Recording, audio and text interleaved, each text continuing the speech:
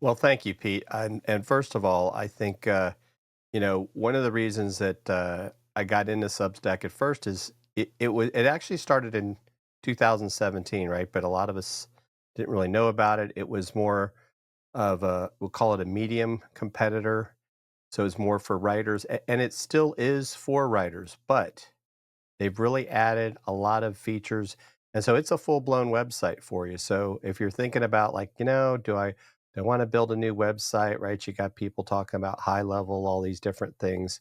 Well, now you can actually just go, doesn't cost you anything. That's another big thing up front is you can start a Substack. You could have multiple Substacks if you really wanted to.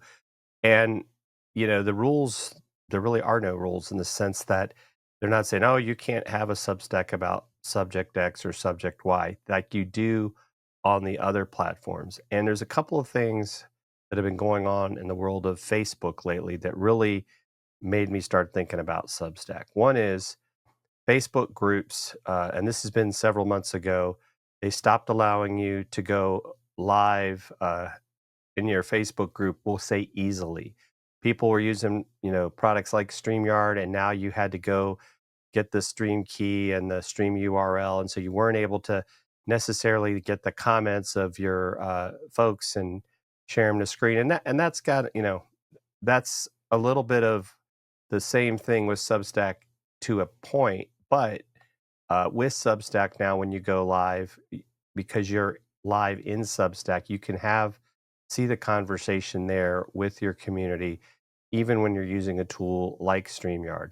And so I think that's where, the other thing that just came out the other day was that 97% of Facebook posts that are actually being seen don't have links.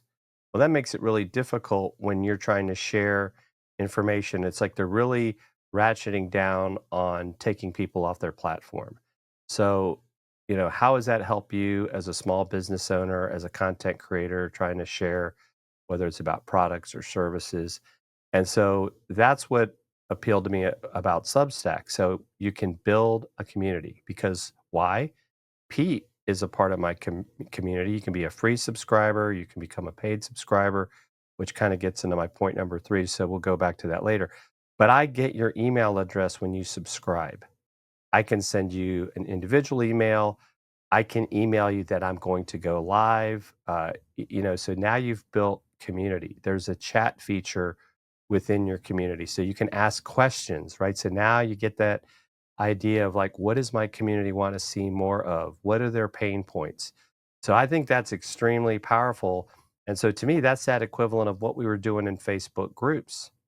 And because you have a website basically that you can, uh, you know, paywall some stuff free for other things, you can put other resources there for your community that was not so easy to do with Facebook groups. And so I think that's where I would recommend anybody that's had a Facebook group that's maybe been struggling, head over to Substack. Because guess what? Don't we always talk about not building on rented land? Okay, maybe technically Substack is rented land, but I have your contact info. I have your email. I have your name. I have a way to start to build that relationship with you. not necessarily just on Substack. I can now come up with other ways. When you go live on Substack now, and so first of all, to go live, you have to have 10 subscribers. I don't think it's that hard for you to find 10 people that might be willing to at least subscribe. And I don't mean paid subscribers, just subscribe so you can start going live. Then you can request from Substack support, hey, I'd like to use your beta, which is what I did to get RTMP. I literally had it approved overnight. Now, just to be clear, I don't have a huge Substack crowd yet. I have about 80 subscribers. So it's not like I've got hundreds or thousands of subscribers. They gave me this feature maybe because I've gone live previous to yesterday 2 times. But here was the beauty of StreamYard. I went live on Facebook, YouTube, LinkedIn, and my Substack. In my Substack, I could see the comments of the people that were watching in Substack. And oh, by the way, Substack emailed my subscribers that I was going live and what the topic was. So it was very easy to set it up. And so then when you're done, it saves your live as a draft. So you can download that video, but obviously, if you've got StreamYard, you can already download the recording anyway, or whatever software you might be using. I then was able to turn that into a blog post talking about what was it that I was talking about in this live video. And the video is at the top of the blog post if you want to go back and watch it. And so now I don't have to worry that in 30 days, like the one I did on Facebook, is going to disappear. It's there. It's got a title. It's going to get found. Now, you talk about SEO. Well, it's on a website. So this is, I think, extremely powerful as far as going live. I mean, even what Pete's doing right now, if he wanted to, he could start having this not only go live on YouTube, but also go live on Substack and build that community as well for, Podcast Pete. And then when I talk about monetization, well, I just recently went ahead and enabled what we call the pledges or subscribers on my page, and I got someone yesterday that subscribed for a year, right? And I charge $5 a month or $50 a year to be a part of my community. Now, what those people that are paid are going to get is they're going to get extras that the free don't. It might be that I'm going to have a monthly Zoom where they can come in and ask me questions. It might be that I'm going to do some Substack lives that only will go to my paid community as things grow. And also because I know who the paid people are, I can email them specifically, maybe with other stuff that my free community won't get. And because I can put links in my blog post, they can also, it could be affiliate links, it could be links to connect with other people that I think highly of. Uh, there's no punishment. There's no algorithm that's going to say, oh, well, wait, Jim has links in here. We're not going to show this to the world. And really, it's not about so much, showing it to the world. It's about building that community. And the other beautiful thing is Substack gives you the ability to share your content on other platforms to drive people to come on over to Substack and see you. And you can always still go live in the app. So if you're out on the go and just want to do a quick live with your phone inside the app, that's also possible. So those are 3 things that I think, Pete, are amazing about Substack. And I just going to just continue to build on what I have with my Substack and encourage others to do it as well.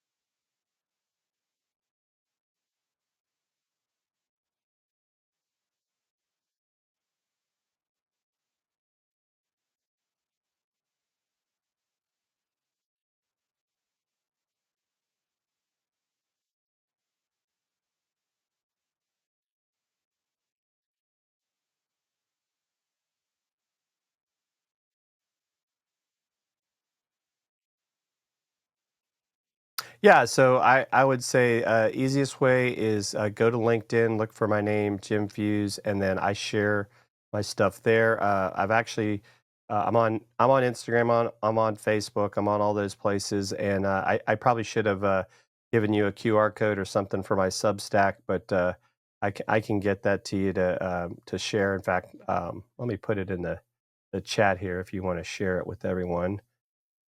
Uh, yeah,